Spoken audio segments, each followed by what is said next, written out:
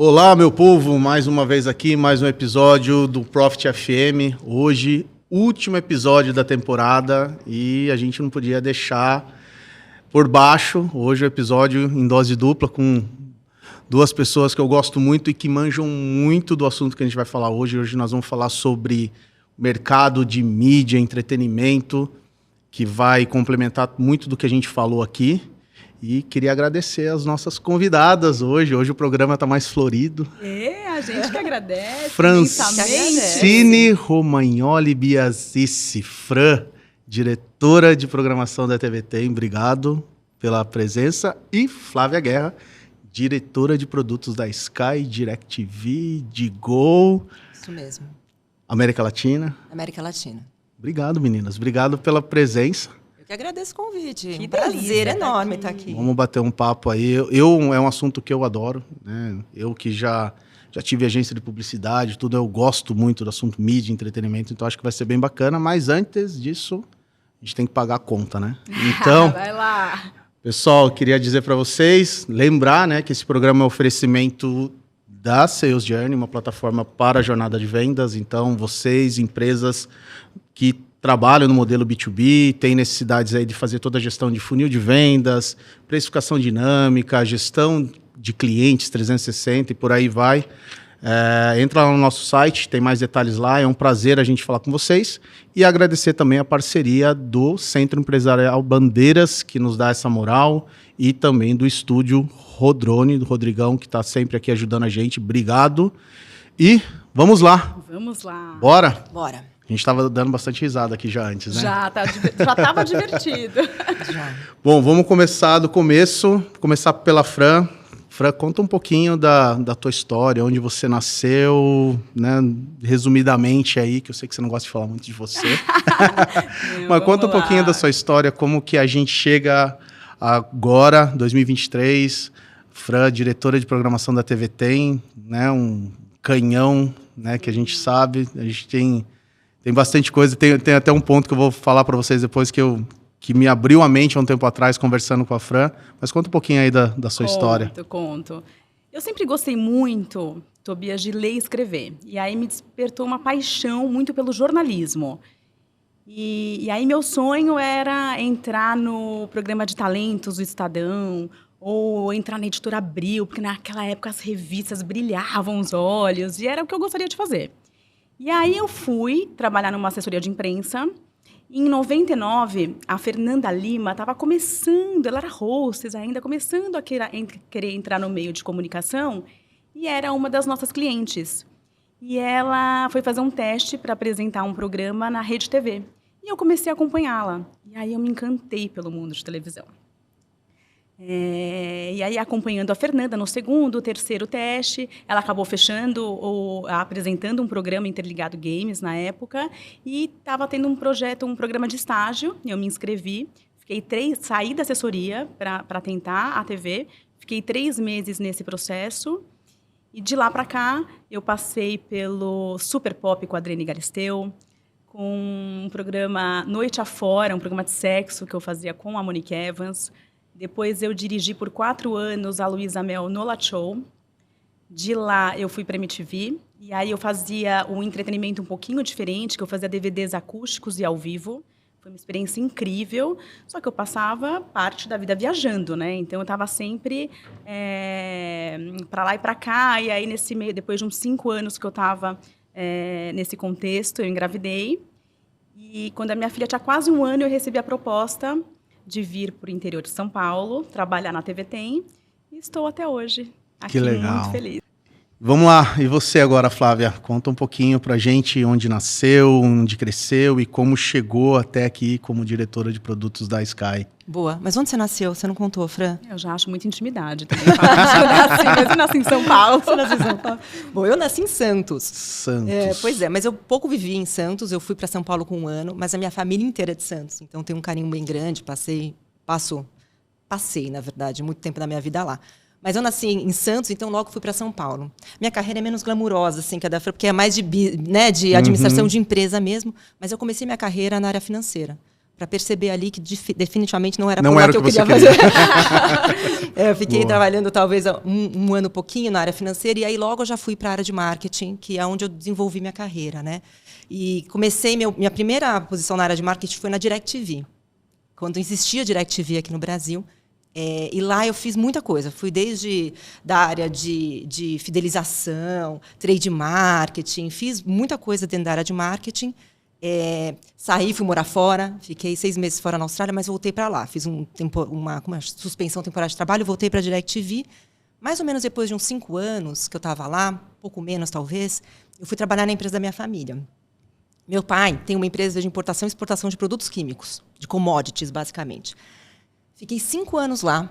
Também foi um período que hoje eu olho para trás e falo, puxa, foi super importante para mim, mas foi também muito difícil, porque eu percebi também que eu não era feliz ali. E lá você trabalhava na área financeira. Não, Brincadeira. lá eu trabalhava fazendo o quê? Tudo, né? Tudo, Porque sim, esse que é o sim. lance quando você é empreendedor, né? Então, assim, uma empresa super pequena, trabalhei em todo lugar, mas é uma parte muito comercial. Também vi que ali foi um período, assim, importante para me desenvolver, porque eu acho que a visão de dono que a gente te dá, né, é legal. Mas, por outro lado, eu não era feliz. Eu falei, cara, eu não sou feliz. Era uma coisa muito comercial e de commodity. Eu sou uma pessoa dinâmica. O negócio demorava, literalmente, 5 anos para acontecer. Então, aquilo lá não era feliz. Aí eu tomei coragem de falar, não, eu vou sair, vou voltar para o mundo corporativo. E aí eu voltei para a Sky. Porque é a mesma... A DirecTV teve uma fusão com a Sky. Eu lembro disso. E aí... Uma pessoa que é minha mentora até hoje, tal, ela foi almoçar com ela, tinha uma oportunidade, e aí voltei então para a Sky e voltei para o mercado então de entretenimento, e desde então, dentro da Sky, vim fazendo também um pouquinho de cada coisa. Em algum momento, quando a Gabi, minha filha, nasceu, que foi mais ou menos em 2010, eu comecei a cuidar de produtos digitais. Então foi ali que eu comecei a entrar. O Netflix nem existia, gente. O Netflix estava chegando no Brasil. E aí comecei a trabalhar com o desenvolvimento de produtos e me apaixonei. Então, e aí eu fui direcionando um pouco minha carreira para esse mundo digital. Passou em transformação digital também, eu acho que foi um processo super importante dentro da minha carreira, que a empresa passou pela transformação digital, e eu tive que me transformar também numa profissional digitalizada, que trabalha de uma forma diferente, isso também foi que bem é legal. outra maneira de pensar, né? É outra maneira de pensa pensar. a empresa diferente já, né? Que eu acho que isso é legal, depois até da gente falar, porque eu acho que o que nos trouxe até aqui não é o que vai nos levar lá para frente. Então, a gente, como profissional, também tem que mudar. Eu tenho 44 anos. Quando eu olhei, falei, cara, ou eu mudo como profissional, ou eu vou ficar para trás, né? Eu vou ficar antiga, né? Então, passou todo esse momento na Sky. E hoje eu estou responsável aí pelo produto. Eu tive uma fase que eu fiquei bem focada em desenvolvimento. Agora, eu voltei a olhar o produto como um todo. Eu cuido do streaming da Sky, que chama de Go, que é um produto para toda a América Latina e México. E eu cuidava do desenvolvimento dele. Hoje eu já voltei a olhar ele como um todo, né? Então, toda a parte de rentabilidade, posicionamento e tudo mais. E é onde eu estou hoje. Que legal, bacana. Puxando um gancho com relação ao que você falou dessa área de produtos. Produto, assim, eu sou da área de tecnologia acho que desde 96 que eu trabalho com isso. Sei lá, moleque desenvolvendo site. Mas uma das coisas que tem mais me motivado no dia a dia é trabalhar com produto. Produto, para mim, assim, essa visão, né? E produto digital, né? Você não tem um dia igual ao outro, né? É muito bacana, você está olhando métricas, tudo. E aí eu queria entender de vocês, hoje, né, tanto na Sky quanto na TV Tem, existe, eu sei que na Sky tem o Digo, mas na TV Tem, hoje vocês têm alguma abordagem dentro da empresa que ela é produtizada? Assim, acho que até para ficar mais fácil, né? Mas para todo mundo saber. Qual que é o modelo de negócio da TV Tem? Ela é produtora, distribuidora? Acho que só para a gente estar todo mundo na mesma página, acho que depois a gente pode vir nesse ponto. Se puder contar um pouquinho o modelo. O que a gente faz é criar, produzir, exibir e monetizar os conteúdos. Então, eles já são um produto. Todos os nossos conteúdos são produtos. Na TV aberta, a gente comercializa os nossos espaços comerciais, os nossos breaks, né? Então, é onde a gente monetiza a maior parte da nossa receita. E esse mercado vem mudando muito também por questões... A fatia... A gente acho que vai falar muito disso, né? Essa fatia publicitária que vem mudando com essas novas mídias. Mas, basicamente, é isso. Os nossos produtos, hoje, são os nossos conteúdos que a gente transmite na TV. A TV Tem é um grupo Tem Mais, faz parte de um grupo, então a gente tem outros produtos, que é o Viva Mais, que a gente faz evento, então aqui a Festa Junina de Votorantim é uma empresa também que faz parte do grupo Viva Mais, a gente tem, enfim, outros negócios, Mas na TV Tem, os nossos produtos são basicamente tudo que é exibido na TV. Tá, só para o pessoal que... A gente tem gente do Brasil inteiro que vê a gente. Só para o pessoal entender, a TV Tem A TV Tem é uma afiliada da Rede Globo, presente em 49% do estado de São Paulo. Então, a gente atinge 318 municípios e falamos com quase 10 milhões de pessoas todos os dias. Na Digol, como que... Porque assim, a Digol, ela tem quanto tempo, mais ou menos? Ela tem aqui no Brasil, né? Uns 3 anos. 2 anos, na verdade. 3 anos que eu trabalho com isso, mas a gente teve um problema para lançar, né? Tá. Eu sei bem como é isso. E como que foi a história da Digol de vir para esse modelo de produto digital? Acredito que muito motivado pelo mercado de streaming, tudo. Exato. Como que foi? Você estava ali desde o começo desse projeto. Como que foi esse desenho, esse envelopamento do produto? Como que foi? Então, vamos lá. A gente testa na Sky o modelo de produto digital, como eu falei, eu sempre coloco a idade da Gabriela, há 12 anos. Então, a gente começou... É bastante tempo. Pra você ter ideia, sabe como a gente lançou esse produto lá no passado? Era uma videolocadora virtual. Porque você podia alugar conteúdo e aí você podia assistir no seu set-top box, que é o equipamento, né, na sua TV, através da Sky, e você também podia assistir digital. Foi assim que a gente começou a testar o modelo. E a transmissão já era feita por internet? 100% por streaming, exatamente. Então, você tinha, através do equipamento, era via satélite que você assistia, mas você também podia assistir em web, né? E depois por aplicativos. A gente começou a testar, chamava Sky Online esse produto. Então, a gente começou a testar ali. Em algum momento, a gente transformou o Sky Online, o que a gente chamou hoje de Sky Play. Hoje não, que a gente chamava, porque esse produto também ele virou tudo de Gol no final. O Sky Play já era uma plataforma de streaming de fato. E a gente era uma plataforma de TV Everywhere, que a gente chama. O que é TV Everywhere? Você consegue assistir a Sky, mas também você tem acesso a alguns conteúdos on demand, e na época era só on demand, que é acho que o conceito de on demand é o que a gente vê hoje, por exemplo, no Netflix, na Disney, você dá play num conteúdo que está lá. Então, você conseguia assistir através do Sky Play. Chegou um momento que, como companhia da Latinoamérica, a gente percebeu que a gente precisava ter um produto e que não tivesse vinculado à TV, ao satélite, né? Que tivesse essa liberdade. E a gente começou a entender dor. Qual é a dor do cliente, né? E aí, quando a gente fala de produto, a gente vai nisso, né? Qual é a dor do mercado que a gente precisa ali solucionar? A dor hoje, o cliente, ele quer, primeiro, ele não quer fazer instalação mais na casa dele, porque é um transtorno, né? Então, ele quer ter uma coisa mais leve, que ele consiga simplesmente dar play, né? Uma coisa mais instantânea. Ele também tem uma dor muito forte, que é da assinatura e do cancelamento. Né? Hoje em dia, como você faz um contrato quando a gente fala com as empresas de pay TV ou de telefonia, telcos de forma geral. De aceite, né? Exatamente. Agora, né? Então, a gente também queria um modelo leve. E do ponto de vista também da companhia, a gente tem muito investimento em hardware. Né? Imagina se a gente conseguisse vender isso em serviço. Então, é esse o conceito. Né? E outra coisa que a gente começou a perceber é que tinha os streamings. A gente não pode ignorar a chegada dos streamings dentro da vida do entretenimento. É uma realidade. Né? A gente também não pode ficar lutando contra. Eles também são parceiros comerciais nossos. A Sky tem como essência ser distribuidora de conteúdo. Como a gente entra nessa essência, nesse novo mundo? Né? Juntando tudo num só lugar. Então, esse é um pouco a essência do produto. E hoje ele é muito basado também em live. Conteúdo ao vivo, que a Globo, por exemplo, é um grande parceiro, né? E eu acho que depois a gente fala um pouco sobre isso também de hábitos de consumo, tal, que segue sendo muito forte. O live segue sendo muito forte, segue sendo o carro-chefe do meu produto de distribuição de streaming, né? Sim. Então é isso. Então, quando a gente olhou o mercado, a gente viu essa dor, a gente entendeu, fez esse produto que realmente quem usa ama, porque você consegue cancelar, você consegue assinar, você tem, de fato, um preço também mais atrativo, porque tira um monte de coisa da cadeia. Então, foi assim. Bacana. E Fran, até puxando também esse gancho, streaming para a TV Tem. Como que foi esse movimento que a Netflix é de 2012, Há 10 anos, você falou, né? Eu acho que foi exatamente. Eu não me lembro direito, mas acho que é de 2012 que começou a ficar mais difundido. Como que foi para o mainstream, né? Para o Globo, né? Assim, todo esse impacto, né? Como que foi esse movimento para vocês? Na verdade, o movimento ele vem lá de trás, quando chegou a TV. Porque quando chegou a TV, o rádio era muito forte e ainda é. E aí veio o movimento, nossa, mas a TV vai acabar com o rádio, não acabou. Chegou a TV paga vai acabar, não acabou. E aí chegou o streaming e o movimento foi o mesmo. É claro que a gente tem um grande desafio com esses novos players que é muito com a fatia publicitária. Perfeito. Mas a Globo acompanhou o movimento. Hoje, o Globoplay, né? Ele tem o dobro de assinantes da Netflix. Poucas pessoas sabem desses dados. Isso não quer dizer que ele tem a mesma média, que ele tem mais audiência em visualizações, em tempo de consumo. Mas ele tem o dobro de assinantes. Então, é uma plataforma muito consolidada.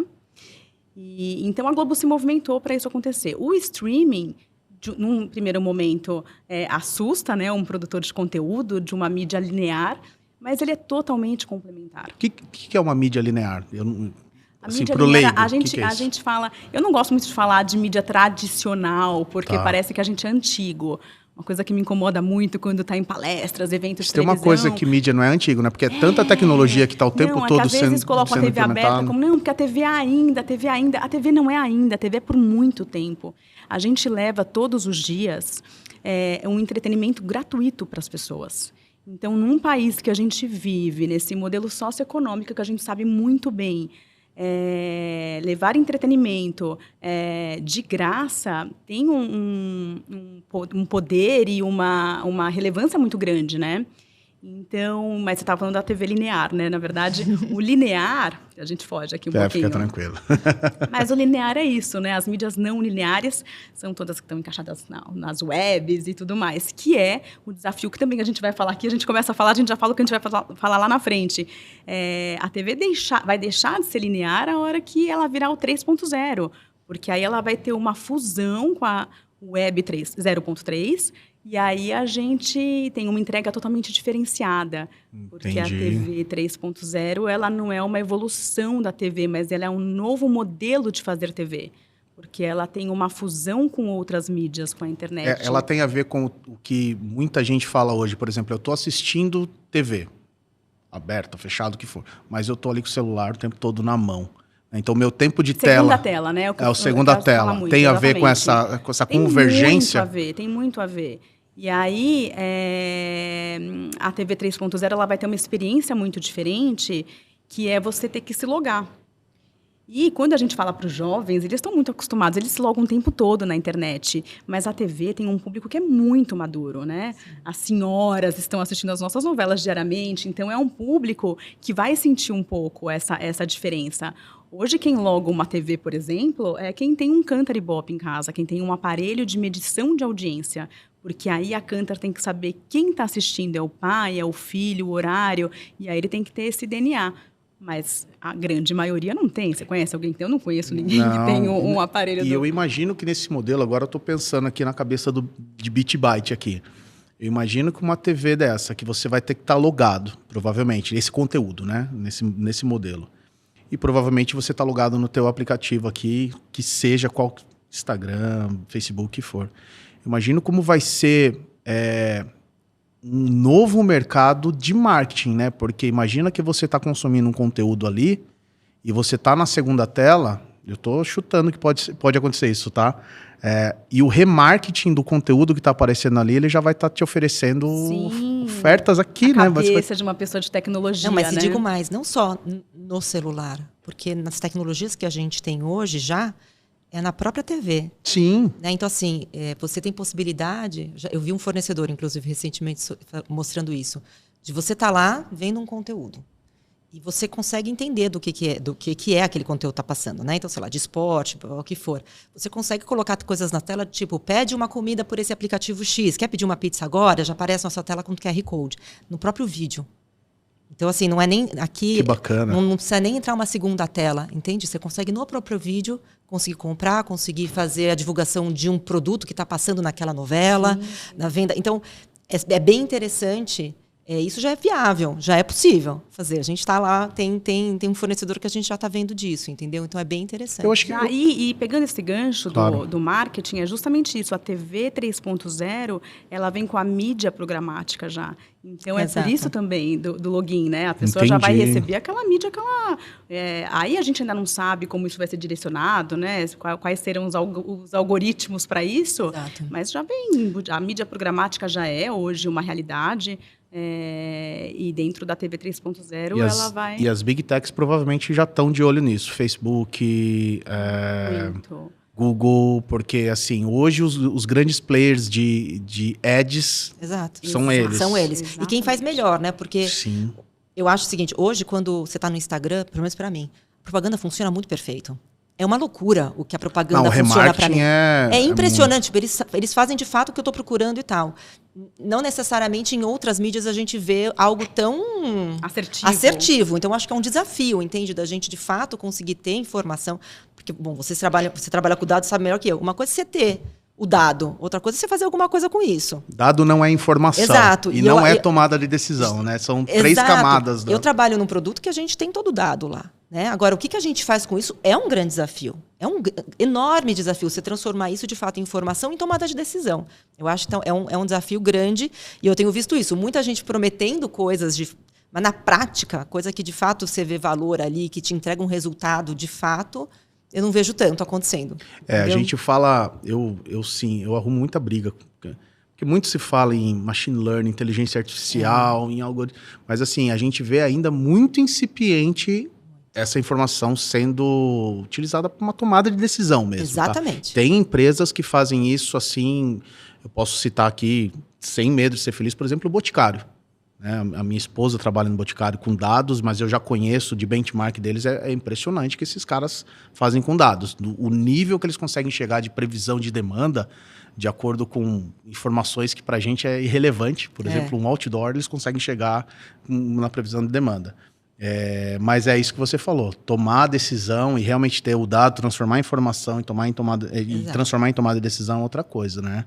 E hoje, tanto na TVT, na TVT hoje o produto Globoplay, ele é regionalizado também? Sim, sim, como que é a abordagem de vocês? Tem as regionais, eu não me lembro como que está alocado, mas tem lá os produtos locais. Então, você vê o nosso Jornal do Meio-Dia acabou na sequência, em 5 minutos, ele já subiu, menos, enfim, na sequência ele já subiu para o Globoplay, os nossos programas.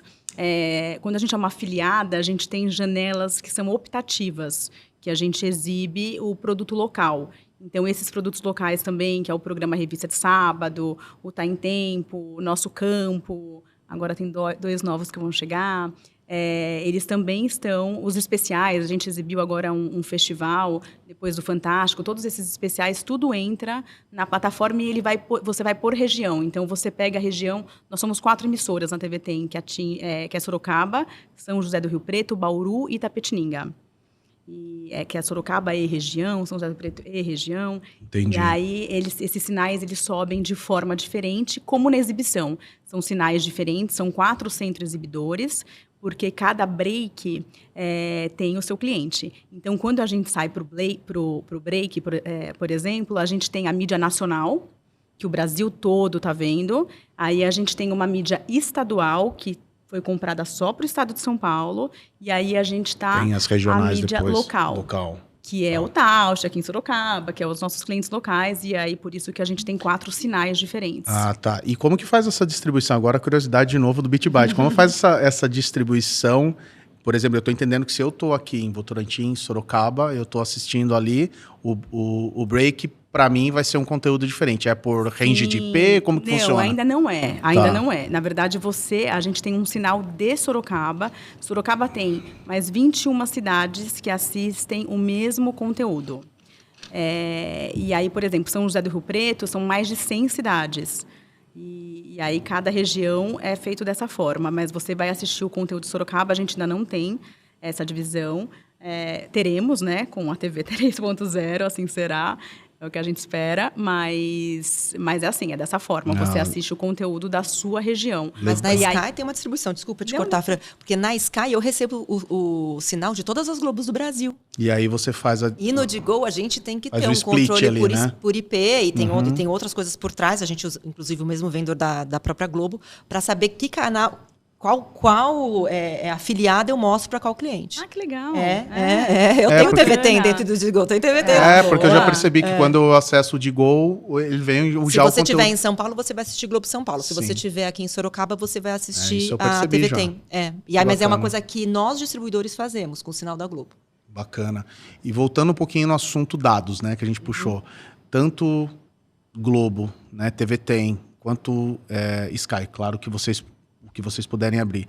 Quais são os dados que para vocês hoje são mais interessantes, indicadores, o que vocês costumam coletar? Acredito que com um produto digital vai ser mais um padrão ali de churn, LTV, esse tipo de coisa, mas eu acredito que tem outras coisas. Tem muita... A Fran fala mesmo porque tem Fran, conta pra gente o que hoje para você é importante de tomada de decisão, tanto na TV aberta quanto no produto digital de vocês. Ótimo. Na verdade, o maior investimento hoje da Globo em dados, em pesquisas de audiência. E a gente tem uma pesquisa que é feita anualmente, que chama Sintonia com a Sociedade e outras pesquisas. E a gente fala que ninguém conhece tanto o público, o telespectador, quanto a Rede Globo. É um nível de detalhamento, assim, são áreas gigantes dentro da Globo e das afiliadas, com pesquisas quantitativas, qualitativas, que traz todos os insumos para a tomada de decisão. Porque qual que é o nosso desafio? Quando a gente está falando do streaming, a gente tem lá uma prateleira, pode ser isso, né? Uma prateleira de conteúdos. Nosso maior desafio é desenvolver uma grade de programação que atenda um público que é a família, né? Um público, a gente hoje fala com um público que é muito multigeracional. Depois da pandemia, teve só fazendo um adendo aqui antes de falar dos dados, um fenômeno que as pessoas...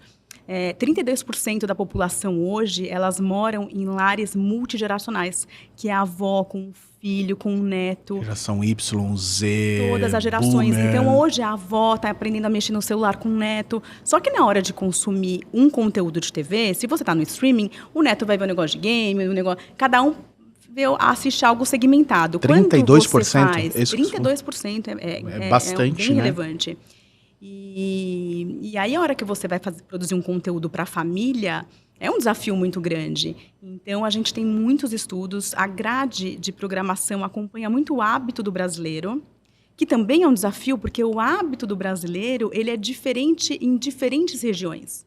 Então, por exemplo, no estado de São Paulo, o prime time é um horário. Em BH é outro, porque em BH eles têm o hábito de trabalhar até mais tarde, parar, fazer um happy hour durante a semana. Então, o prime time deles é um pouco diferente do que é no São Paulo. O de Sorocaba já é diferente de São Paulo. A gente não pega aquele trânsito de 2 horas para chegar em casa, para assistir o nosso jornal. Então, o desafio é um pouco essa diversificação do hábito do consumidor, e também em você oferecer aquilo que a família consegue ver junto, né? Então, é uma grade, na maioria das vezes, muito familiar.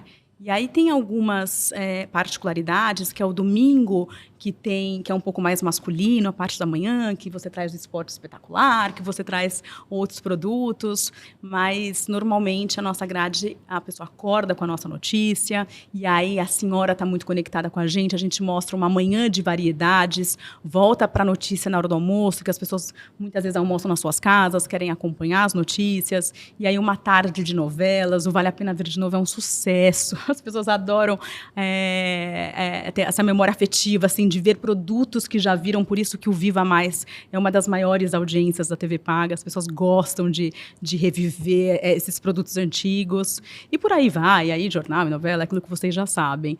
E aí a gente faz uma análise de dados muito em cima das pesquisas, e cada afiliada consegue fazer a sua leitura, a sua fatia regional, né? O que meu público quer assistir, e dentro disso só justifica ter uma afiliada se você trouxer o regionalismo.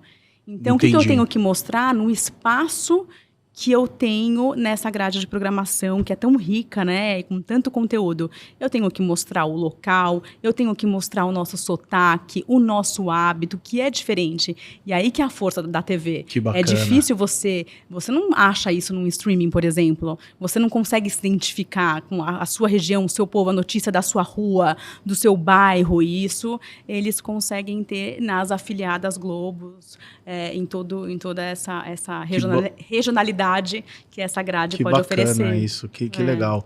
Eu amo assistir, inclusive, as pesquisas da Globo. Realmente são incríveis, assim, de hábito de consumo. E eles dividem com a gente também. Óbvio, não tudo, né? Mas quando a gente tem essa oportunidade de ter essa troca, é realmente incrível o nível de profundidade que eles conseguem chegar no conhecimento do consumidor. Para a Sky, talvez é um pouquinho... É bem diferente, né? Porque é legal, porque é uma visão ali de quem produz o conteúdo e a visão agora minha de quem distribui né? Esse conteúdo. A gente é serviço, né? E serviço tem... É um desafio, eu diria, diário ali, de você conseguir manter aquele cliente com você. Então, a gente começa, né? Então, aí eu vou falar um pouco do Digo e não da Sky, tá bom? Porque a Sky, como PTV, é diferente da dinâmica. É diferente, mas tem as suas coisas iguais. A gente tem desde a taxa, que a gente acompanha números, né? Desde a taxa de conversão ali para um trial. A gente tem trial, que é o seu período de teste, né? A gente tem 7 dias de teste. 7 dias. Inclusive, você, se não conhece o produto, pode ir lá 7 dias para testar. Então, tem desde... ouvindo aí, pessoal. Tem desde... que é bem legal, assim. Então, você tem o trial. Então, tem uma taxa de conversão. Porque a gente também tem fraude, que a gente tem que bloquear ali, né? Tem pessoas que, de repente, o cartão não passa. Então, putz, já é um índice ali que a gente tem que acompanhar, porque é de início de funil, que a gente chama de funil de venda, né? Depois, o trial para pagante. Né? Quem fica depois desses 7 dias? Tudo isso é dado, e aí dentro desse dado, e por que não ficou? Né? Porque ali a gente também vai conseguindo resolver. Inclusive, a gente está, no momento, até olhando exatamente esse funil. Então, depois de trial para pagante, e depois, aí entra um pouquinho o meu dia a dia mais intenso. Depois que ele vira cliente, a gente tem que olhar taxa de uso, porque se o cliente não usa, ele começa a não engaja, ele obviamente vai cancelar em algum momento. Então, essa taxa de engajamento, a gente tem a própria taxa de churn, que a gente chama, que é a taxa de cancelamento, né? E eu olho muita experiência, porque como eu faço desenvolvimento de produto, então a gente tem, né, eu tenho sempre duas visões diferentes. A visão de números de P&L ali, que é churn, venda, LTV, base, exatamente. Sim. Então a gente tem uma visão ali mais de produto mesmo, e depois eu tenho também com o meu chapéu de desenvolvimento de experiência. E aí tem tanto dados... Que é o mais legal, vou falar, vai. Que eu adoro. Então tem todos os dados... qualitativos ali, de que está usando, até quando a gente olha a questão de recomendação, dos carrosséis, que está, né, para a gente também deixar ali uma descoberta de conteúdo, porque a gente tem um desafio na indústria de streaming como um todo, que é a descoberta de conteúdo. Sim. Mesmo, eu acho, por exemplo, o próprio Netflix, que é quem faz isso muito bem, a gente fica gastando quanto tempo procurando conteúdo? Então, isso para mim é um desafio. Então, a gente olha muito essa experiência. O cliente está achando conteúdo, não está achando conteúdo? O que a gente pode fazer de diferente, né, para facilitar essa descoberta? Então, tem toda a parte de qualitativa e tem quantitativa, que é essa com números, e tem a quali, que é de fato falar com o cliente. Né? Então, a gente faz pesquisa com o cliente para entender como ele usa, de usabilidade e tudo mais, para a gente conseguir desenhar o nosso roadmap, que é o que a gente vai fazer de desenvolvimento daqui para frente. Né? Onde estão os principais problemas que a gente precisa resolver. O que prioriza ou não dentro disso. O que prioriza ou não. Né? É assim que a gente prioriza o roadmap. Né? Com dado, com informação, conversando com o cliente e olhando o número. Né? Então, o dado... Na indústria de serviço, ou pelo menos na minha função, ele é tudo. Eu não sei viver sem ter as informações. Ouro, né? Ouro. Até fazendo uma analogia com a Sales, porque a Sales tem uma experiência... uma experiência, na verdade, não é nem uma experiência, é uma relevância muito grande na entrega de um CRM, né? Sim. Um dos produtos de vocês. E é exatamente isso. Quando você consegue encaixar com o seu cliente um nível de informação que ele consegue, a partir disso, criar as experiências que a gente está falando, esse é o nosso goal. É o tempo todo olhando para criar aquela melhor experiência. Né? Exato. Seja na produção do conteúdo, porque também é uma experiência do que o cliente quer ver, seja depois como ele consome esse conteúdo. Não, esse corte agora vai ser corte publicitário nosso agora. Não, mas é verdade, vocês estavam falando... Vocês fazem com muita excelência. E assim, cara, é muito legal fazer esse paralelo que vocês estão falando. Parece que é um mercado muito distante, né? Mídia, entretenimento... E tudo se conecta, né? Cara, e assim, louco, né? Praticamente todos os modelos de negócio dos nossos clientes, o nosso próprio modelo de negócio tem toda essa questão de validar retenção, trabalhar com a segmentação de como que você vai falar com... Assim, eu estava falando com o time esses dias, né? Um grande desafio para nós que somos aqui de São Paulo. Nosso produto, eu tenho cliente nos Estados Unidos, estamos abrindo agora para o mercado Portugal. Então, o produto é internacional. Mas como é difícil você falar com os públicos em países que são grandes, continentais, como o Brasil. É muito diferente a minha estratégia comercial aqui em São Paulo, da minha estratégia comercial do Paraná, do Nordeste, qualquer estado do Nordeste, porque você tem que conectar, né? É diferente. Então, assim, é legal que vocês estão trazendo muitos insumos que têm a ver com o processo comercial de N empresas. E parece que é algo tão longe, né? Entretenimento. É porque tem esse glamour, né? Do entretenimento. Tem glamour. E nós que somos produtores de conteúdo, quando a gente fala muito dessa diversificação, o Brasil é um dos países que mais consomem vídeos no mundo. Não sabia disso. A gente está o tempo todo consumindo vídeo. Você é um produtor de conteúdo, você está aqui produzindo um podcast. Todo mundo hoje é um produtor de conteúdo. E aí é um perigo também. Aí que tá. Porque o bacana é que você recebe de tudo que é lado, é no seu celular, é não sei onde você está recebendo conteúdo. Tem muita gente produzindo conteúdo de qualidade, muita gente produzindo conteúdo sem qualquer curadoria. E aí a gente que tem filho sabe o perigo que é isso, né? Então, tem a questão das fake news. Hoje, inclusive, nas pesquisas que as pessoas falam o seguinte, hoje, quando eles veem uma fake news ou desconfiam que é uma fake news, eles ligam a TV. A TV tem uma credibilidade muito grande de falar, bom, se está na TV... e não estou falando só da Globo, o crivo é maior, né? Peraí, eu vejo aqui, eles ligam. Eles querem ter essa validação. Então, essa validação ainda vem da TV. Ainda. Mas é um desafio muito grande, porque todo mundo produz conteúdo e isso não tem muito critério, às vezes. E aí que a importância da gente trabalhar o nosso senso crítico, né? A gente viveu uma eleição muito polarizada, que os nossos algoritmos mostram só aquilo que a gente quer ver, aquilo que é mais segmentado. A gente fica numa bolha, né? A gente fica numa bolha. Exatamente. Então, é um desafio muito grande. Eu acho que cada vez mais a gente tem que desenvolver esse senso de avaliação e conversar e conviver com pessoas que pensam diferente, ler coisas que às vezes não aquilo que você concorda, aquilo que você está de acordo, mas ter outras visões até para você conseguir diferenciar aquilo que você quer absorver do conteúdo, né? Sim. E é legal disso que você falou. Até eu acho que foi no nosso segundo episódio, o Renato, que veio aqui falar de marketing digital, ele comentou sobre essa questão da não curadoria do conteúdo hoje, porque hoje todo mundo é um produtor de conteúdo e como isso hoje estão passando essa responsabilidade para as Big Techs, né? Para Google, Facebook. Por quê? Porque antes, se eu chegasse na Globo, ou se eu chegasse na Sky e falasse assim, eu quero colocar um comercial aqui de TV, né? Ou quero que você distribua um conteúdo, que assim, o conteúdo é uma porcaria. Vocês, tanto a TV tem, a Globo, a Sky, vocês têm não é qualquer coisa que vocês vão divulgar, não é qualquer coisa que vocês vão veicular, né? Uhum. Então, assim, como isso hoje foi para as Big Techs, né? E como é o desafio das Big Techs com relação... Elas acabam sendo responsabilizadas, né? Exato.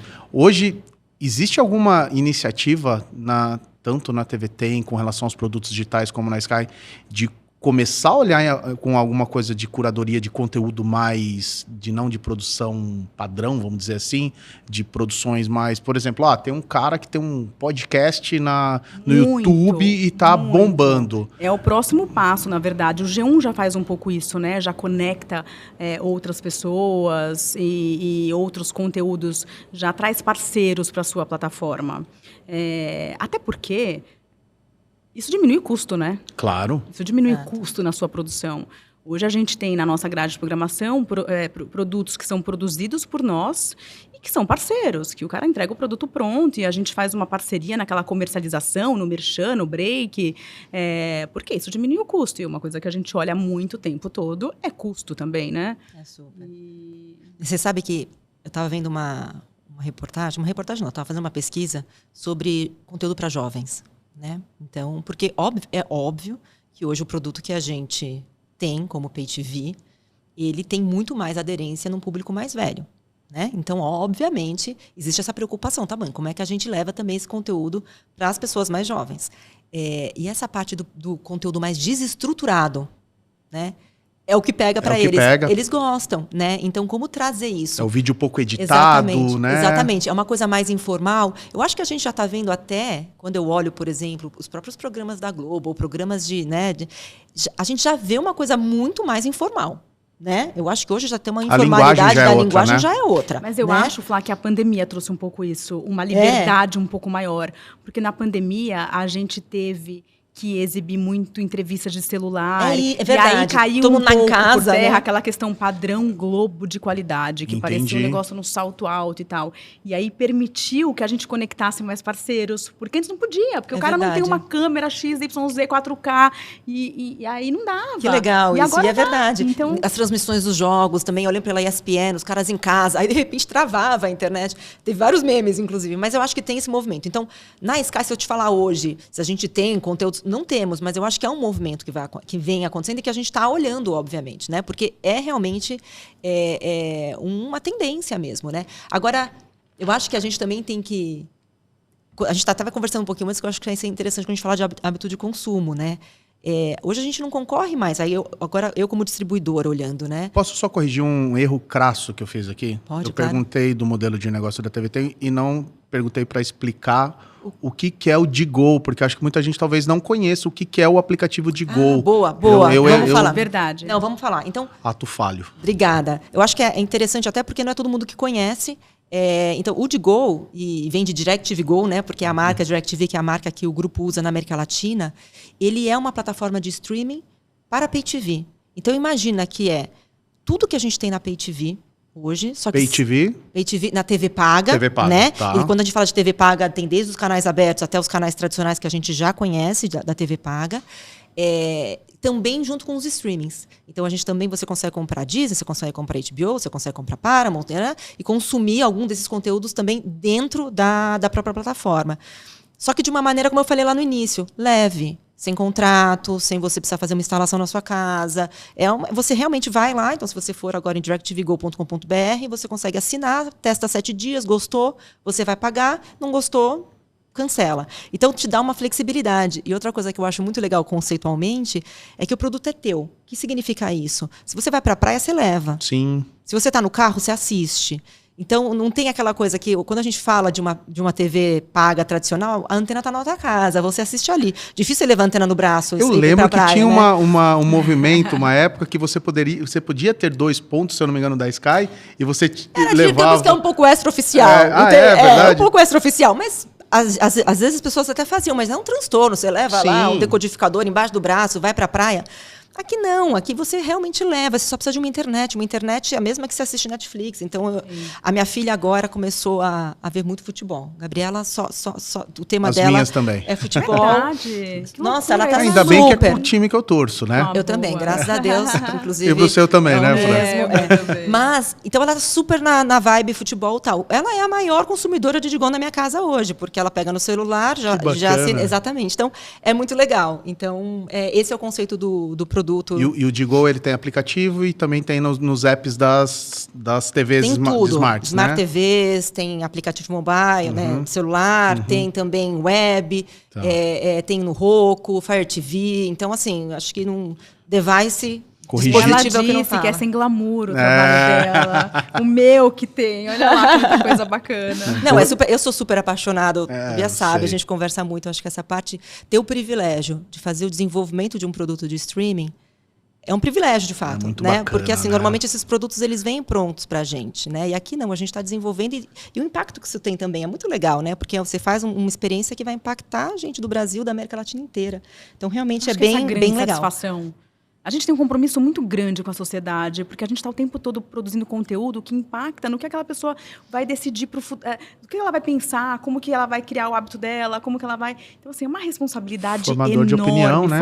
Somos formadores de opinião, exatamente. É muito legal. Desculpa o ato falho corrigido. Imagina, mas agora, eu nem lembro mais o que eu estava falando, confesso. Você ia falar... A gente pode falar outra coisa também, a gente volta nessa então nessa tá bom. vibe. Então, próxima pergunta, então. Não, mas eu vou lembrar daqui a pouco. Eu gostei que você não tem uma pauta, achei que você tinha uma fichinha com as perguntas. Não, a ideia um apresentador pronto já. Não, a ideia é já vai no bater papo. gancho. Na verdade, a cabeça tá aqui, ó. Tá... Eu lembrei que eu estava falando. Vale, a então. mudança de hábito de consumo hoje em Mudança de dia. hábito de consumo. E eu acho que tem a ver com a mudança do mercado de audiovisual como um todo. Que a gente não concorre mais. Antes era fácil com quem eram os produtores de conteúdo, né? Quem eram os concorrentes, a gente como distribuidor. Muito fácil. Aí chegou a questão dos streamings, depois com rede social. Hoje em dia, eu falo que teve a bolha. Lembra que teve a bolha dos .coms lá? Da internet, início dos anos 2000, né? Cara, eu acho que a gente está na bolha do conteúdo agora. Todo mundo quer ter o que a gente chama de direct to consumer, né? Uma plataforma direta que fala com o consumidor para chamar de seu. Né? Só que a questão é que hoje em dia eu acho que não... Eu acho não, né? A gente vê também e lê, e vê pesquisa e tudo mais, que as pessoas também estão ficando cansadas. Primeiro, você não sabe onde vai passar um conteúdo. Segundo, você tem que assinar 5 streamings para conseguir ver pelo menos o esporte que você gosta, né? 5 eu estou exagerando, mas assim, é um monte de streaming. Tem uma guerra pela carteira, né? Pelo dinheiro do cliente. Você sabe, Flá, só pegando um gancho, tem uma pesquisa da Globo, da Sintonia, que ele fala a sociedade do cansaço. Essa questão também de você procurar um conteúdo... Quantas pessoas, é altíssimo o número da pessoa que está procurando, navegando e sai. Você assiste catálogo. Então, aquilo que eu falei, é a principal dor. Lá, então, assim, acaba sendo uma experiência, às vezes, um pouco frustrante, né? Que você está lá procurando e aí ou você volta para a TV, ou você desliga o aparelho, ou você Vou tirar até um dado, coisa. Fran. Hoje, como eu falei, o Digo, ele tem 100 canais no Brasil, mais de 100 canais ao vivo. Porque a gente carrega muitos canais, não são todos, tá? A gente trouxe só o que a gente entende que são os principais canais ali da Pay TV tradicional, da TV paga tradicional, e tem também um monte de conteúdo on demand. A audiência do live, que é o canal linear, é, tipo, absurdamente maior. Mas, assim, não é que é 50... É absurdamente maior. E eu tenho uma teoria, né, do porquê, né? Porque as pessoas não querem pensar. Curadoria. Alguém fez uma curadoria para mim. Então, eu vou dar exemplo. Eu, por exemplo, eu vou lá nos meus canais que eu gosto, GNT, o Discovery Home and Health, que tem uma pegada mais ali de feminina. E não preciso pensar, eu só ponho. Alguma coisa vai estar passando que eu gosto. Então, eu acho que tem um desafio. Eu sou apaixonada por esse tema. A gente poderia ficar aqui 5 horas falando de como que a gente... mostra o conteúdo para o cliente de uma maneira que ele não precisa pensar tanto. E um monte de gente já tentou fazer isso. Como é que você e no final das contas, como é que você descobre um conteúdo que você quer assistir? A Fran vai me falar, eu vi uma série super legal. E eu sei que a Fran tem mais ou menos o mesmo gosto que eu. Tobias, faz lá o Toby indica. Toby indica. E aí, putz, eu sei que o Tobias tem um gosto parecido com o meu. Então eu vou lá né? Então, e é assim que a gente vai descobrindo conteúdo. É muito louco, senão a gente fica muito tempo gastando. Muita indicação ainda. É muita indicação. Então, cara, o que a gente faz com isso? Isso é uma realidade. O que a gente faz com essa informação? Então, mas o que eu queria falar antes é só que a gente, de fato, está numa mudança, numa bolha do audiovisual, em toda essa questão de streaming, que o mercado está mudando muito, muito. E eu acho que a gente estava conversando isso no café, né, Fran? Que não é uma questão de crise, de que as pessoas não consomem. Ao contrário, a gente nunca viu tanto conteúdo. Seja ele no YouTube, no TikTok ou na Globo, né?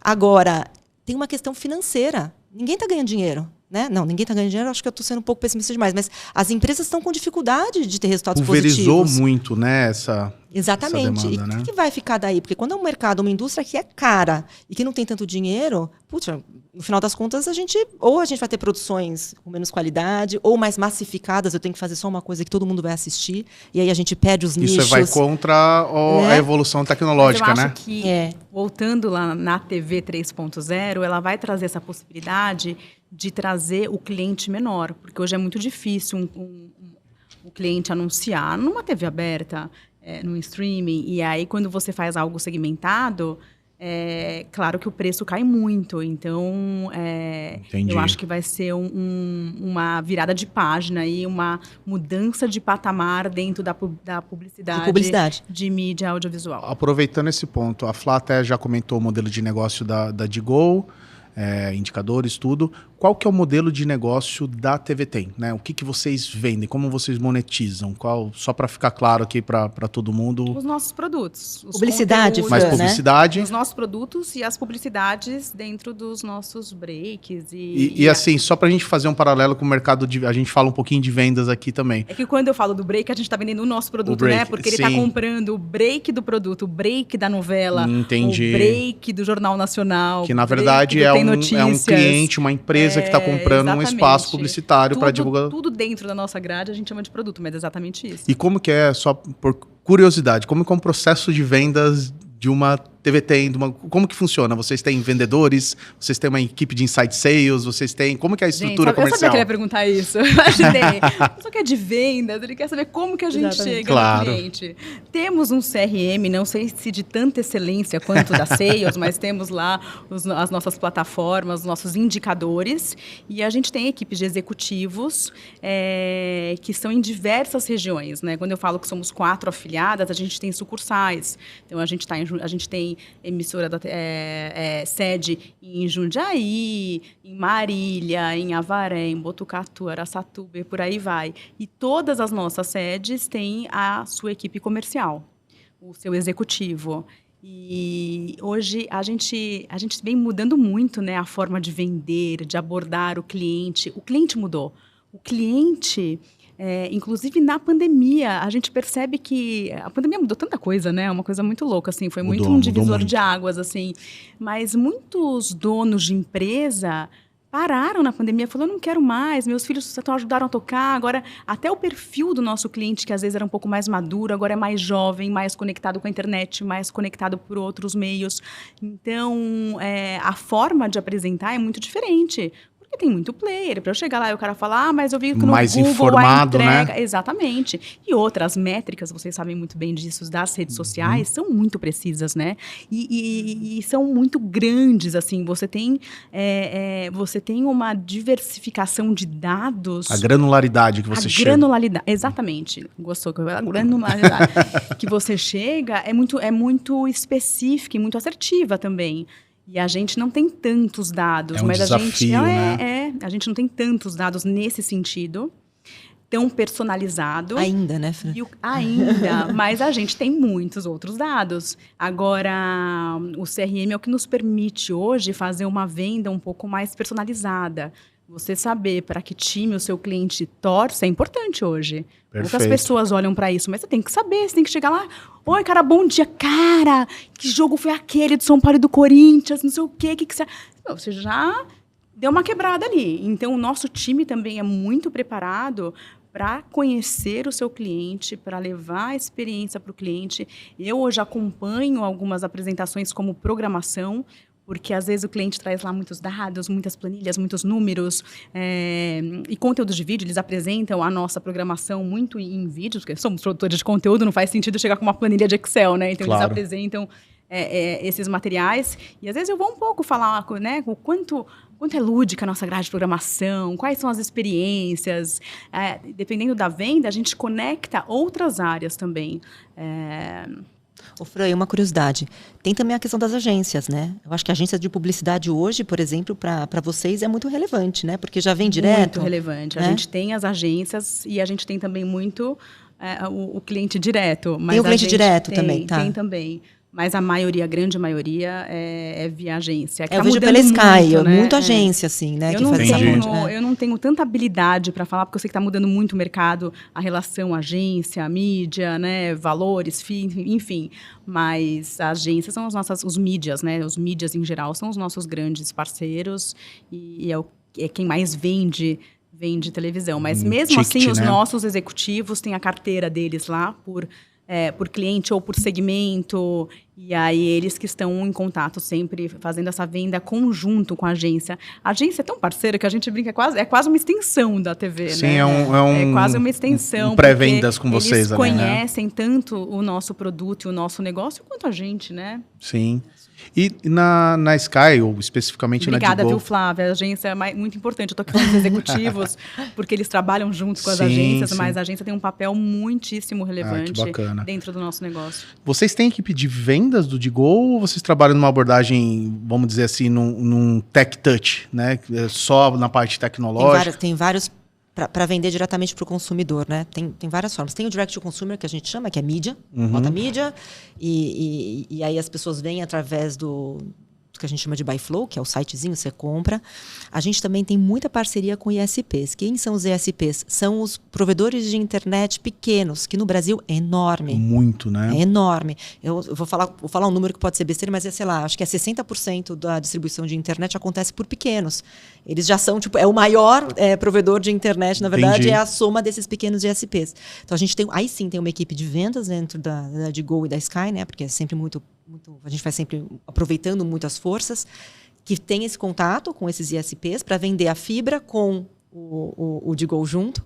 A Sky tem fibra também, então é um movimento recente, começou, fala besteira também, mas sei lá, há uns 2 anos atrás. A fibra, na verdade, a Sky já tem bastante tempo, mas um foco como a gente está fazendo agora, assim. Crescendo e tal, faz uns 2 anos, e a gente também tem a fibra vendendo junto com o Digol, né? Então tem esses modelos. E a Sky tem uma força de vendas que está no campo.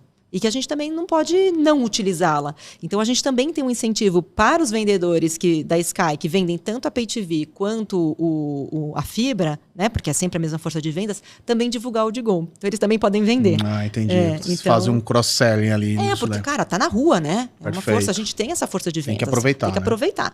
Então, a gente tem esses modelos aí de negócio. Acho que eu não estou esquecendo de nenhum.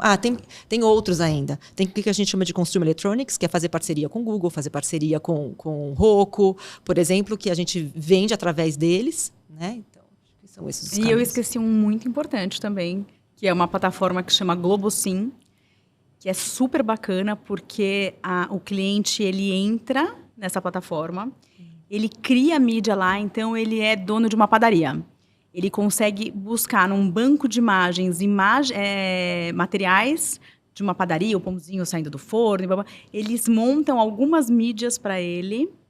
Eu quero uma mídia de 15 segundos. E aí ele vai até chegar, quais programas eu quero exibir, quais são os... E aí ele consegue comprar pelo aplicativo. Que legal, é uma não sabia estratégia disso. mais baixo custo de produção, né? Exatamente, mas aí ele é direcionado justamente para o tamanho dele, né? Naquele horário específico, para o negócio dele. Mas isso só para o produto digital ou para grade aberta também funciona? Não, para grade aberta que legal. também. Para o digital e para grade aberta. Que bacana. É super legal o GloboSim. É uma novidade lá, ainda está em experimentação em algumas praças. A gente já testou aqui em Tapetininga, mas é super, super bacana porque é muito mais acessível. Às vezes o cliente não quer receber um executivo porque ele fala, cara, deve ser uma fortuna, eu não vou conseguir anunciar, não tem produto para mim. E tem o G1, tem outras, né? Não é só... E aí, a hora que ele vai lá e consegue simular e ver que é possível... E aí consegue, vou fazer 2 aqui, deixa eu ver o meu retorno. Cara, eu tive um retorno bacana, uma venda bacana, eu vou lá e compro mais 4. Então, isso tem sido um sucesso. E trazer essa transformação digital na experiência da compra. Exato. Isso que o Digol entendo que deve ser o grande diferencial, você trazer isso, você aproxima mais, né? O pequeno, né? Você aproxima a galera que acha, deve ser um absurdo. E por isso que eu falo que tudo caminha juntos. A área de digital hoje da TV Tem tá junto com a área de programação. E aí, a gente coloca uma série de conteúdos lá que a pessoa liga a TV o tempo todo, porque eu estou lançando a novela lá, eu estou falando, olha, daqui a pouco o show especial do Roberto Carlos, o cara vai ligar a TV. Então, você estimula o TL, que é o número de ligados, através do digital. Né? É muito bacana por isso que eu falo que tudo caminha muito junto, né? É uma concorrência muito saudável. Claro que tem as dores, alguma concorrência que tem as dores, mas não tem como fugir, né? A gente vai estar cada vez mais... se adaptar, né? Evoluir nesse sentido. E é bacana que, de novo, né? Trazendo dores e desafios e particularidades do mercado que parece tão diferente e que tem a ver com, assim, grande parte das empresas que a gente está lidando no dia a dia, clientes, parceiros, é muito legal. Coragem para se adaptar nesse novo momento, Exato. que a gente faz o tempo todo. Meninas, foi um prazer. Que é isso? Não acabou ainda. Passou rápido, né? Preparada para ficar mais umas 2 horinhas aqui conversando. Então, nós vamos fazer o seguinte, nós vamos gravar mais 3 episódios já para a próxima temporada. Bora! Beleza? Queria agradecer vocês, foi um prazer. Assim, é muito legal falar sobre esse assunto, eu gosto demais, falar sobre produto, sobre mídia, entretenimento. Para mim, assim, acho que a gente fechou com chave de ouro essa temporada. E quiserem deixar o contato de vocês, LinkedIn, Instagram, fiquem à vontade. Essa câmera de vocês, fiquem à vontade. Quero começar a falar. Eu ia falar para a Fran, já ia mandar para a Fran. Ela é muito mais no Instagram que eu. Não sou muito mais. Eu sou, verdade, um pouquinho mais. No Instagram é F Biasice. O LinkedIn é meu nome mesmo, né? Francine Romagnoli Biasice. Só todas as plataformas, e isso. Segue TV Tem. Por favor, G1. né? TV Tem, Revista de Sábado, G1, G-Show, todos os nossos canais. Isso daí, obrigado, Fran. Muito legal. O meu acho que é mais o LinkedIn, que é Flávia Guerra. Acho que, se eu não me engano, é Flávia.guerra, meu LinkedIn. E também sigam o Digo e tal, vão conhecer o produto, porque vale a pena. É uma solução bem legal, assim, para quem não quer mais ter uma Pay TV, né? Mas também, poxa, quer ter os conteúdos, quer ter acesso a todo o conteúdo que a gente tem hoje de televisão. Então, conheçam o Digo, que vale a pena. Legal. Bom, Rodrigão, mais uma aula, hein, velho? Que isso, bacana demais, né? Gente, só tenho a agradecer mais esse tempinho que vocês cederam pra gente aqui, pela moral. Segue a gente, porque eu vi lá, 73% das pessoas que consomem nosso conteúdo não estão inscritos no canal. Então, se inscreve no canal lá, curte o conteúdo que ajuda a gente. E até mais. Valeu!